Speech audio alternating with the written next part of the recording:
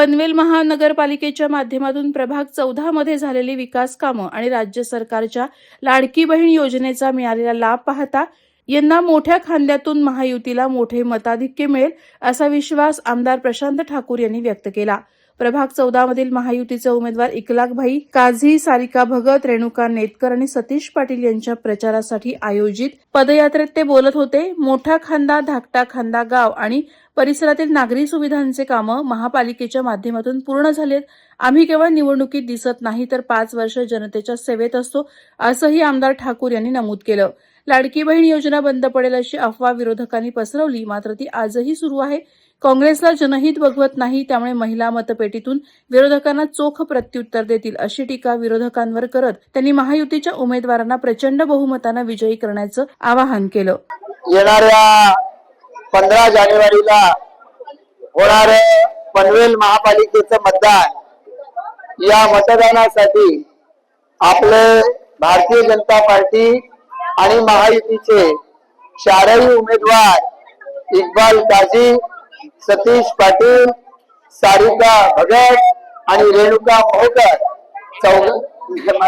नेतकर या चौघांची निशाणी कमळ, या कमळ निशाणी समोरचं बटन दाबून त्यांना प्रचंड बहुमताने विजयी करा ही विनंती करण्यासाठी आज मी आपल्याकडे आलेलो आहे। या पनवेल महापालिकेचा हा प्रभाग क्रमांक 14 आणि या प्रभाग क्रमांक 14 मध्ये असलेला मोठा खांदा गाव, धाकटा खांदा गाव आणि उर्वरित शहराचा भाग, या सर्व भागामध्ये विकास कामाच्या दृष्टिकोनातून आपल्याला या महापालिकेच्या माध्यमातून विविध कामं यापूर्वी देखील झालेली आहेत।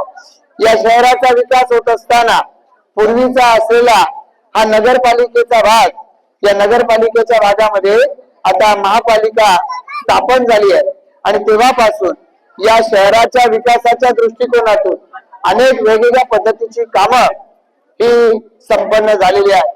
आणि आपण पाहतो, देशाचे पंतप्रधान नरेंद्र मोदी, राज्याचे मुख्यमंत्री देवेंद्र फडणवीस यांच्या नेतृत्वाखालच्या वेगवेगळ्या योजना आपल्या सर्वांपर्यंत पोहोचवण्यासाठी भारतीय जनता पार्टी सातत्यानं कार्यरत राहिलेली आहे।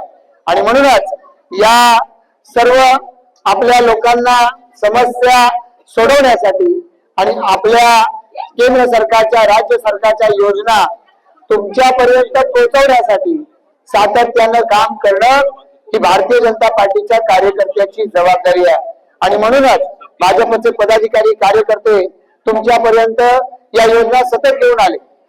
पंतप्रधानांनी कधी आपल्या बँकेमध्ये खाती उघडली, त्याच्यामध्ये कोविडच्या कालावधीमध्ये त्याच्यामध्ये पहिले 500 रुपये असे आपल्याला त्या ठिकाणी मिळाले।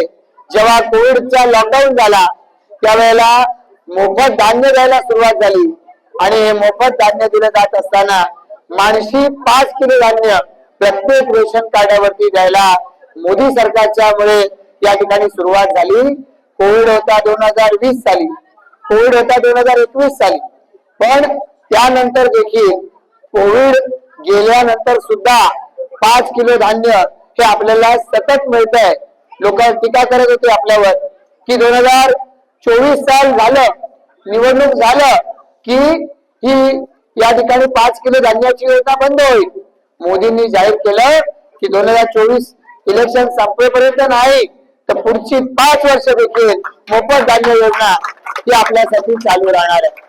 त्याच पद्धतीनं राज्याचे त्यावेळेचे मुख्यमंत्री एकनाथ शिंदे साहेब, उपमुख्यमंत्री त्यावेळेचे आताचे मुख्यमंत्री देवेंद्र फडणवीस साहेब यांनी आपल्यासाठी लाडकी बहीण योजना आणली आणि लाडकी बहीण योजना आणल्याच्यामुळं प्रत्येक घरामधल्या महिलेला आता आत्मविश्वासानं आणि आत्मसन्मानानं आपल्या घरामध्ये, समाजामध्ये जगता येत आहे।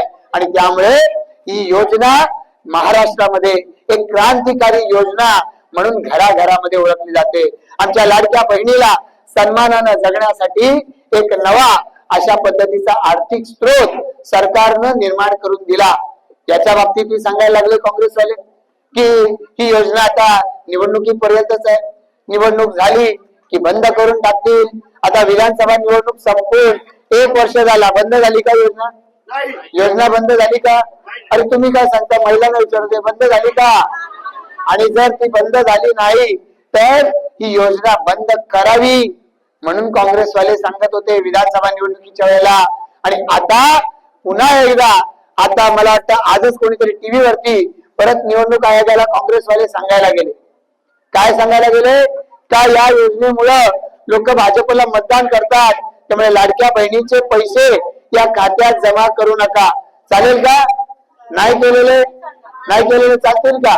ही अशा पद्धतीनं काँग्रेसवाले आज ज्या पद्धतीचा विचार करतात त्याचा मला असं वाटतं कुठे ना कुठेतरी महिलांनी मतपेटीच्या माध्यमातून त्यांना उत्तर देण्याची गरज आहे आणि आपल्या उमेदवारांच्या कमळ चिन्हाला आपला पाठिंबा देण्याची गरज आहे.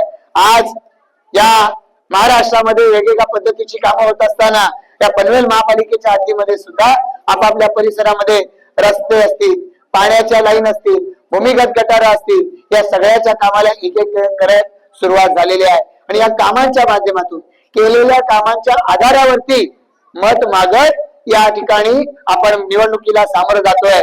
त्यामुळे एकीकडे केवळ भूलथापा देणार आहे, एकीकडे केवळ खोटी आश्वासनं देणार आहे आणि एकीकडे केवळ या ठिकाणी लोक भारतीय जनता पार्टीवरती टीका करणारे लोक आहेत.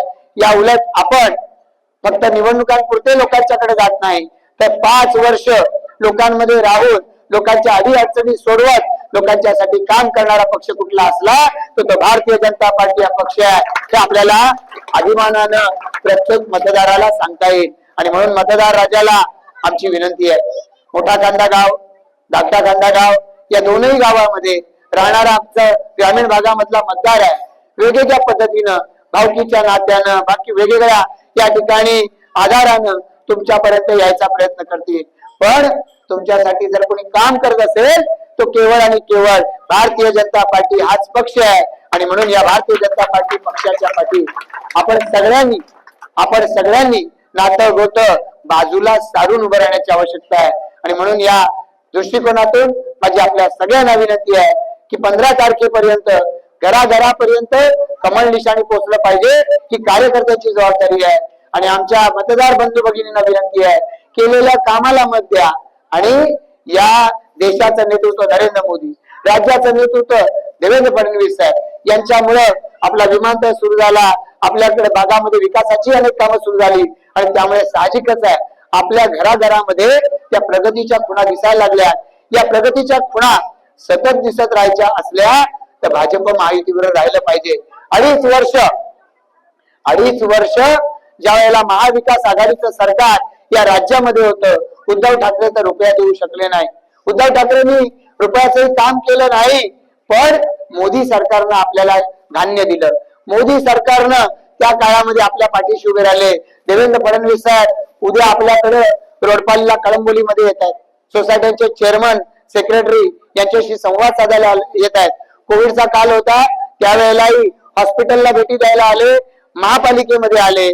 पण त्यावेळेचे मुख्यमंत्री घरात बसले, फेसबुक लाईव्ह करत बसले, पण लोकांमध्ये गेलेले नाही. जे नेत्याचं तेच त्यांच्या कार्यकर्त्याचं. आणि त्यामुळे घरात बसलेल्या लोकांना आता घरातच बसून टाका.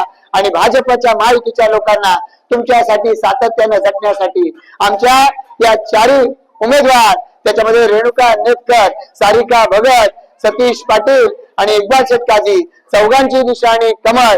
कमळ चिन्हा समोरचं बटन दाबून या चौघांनाही प्रचंड बहुमताने विजयी करा इतकीच विनंती या ठिकाणी करून थांबतो. वादळवारा लाईव्ह साठी न्यूज ब्युरो पनवेल. नवी मुंबई व रायगड जिल्ह्यातील ताज्या बातम्या आणि घडामोडींसाठी सबस्क्राईब करा वादळवारा लाईव्ह चॅनल आणि दाबा बेल आयकॉन.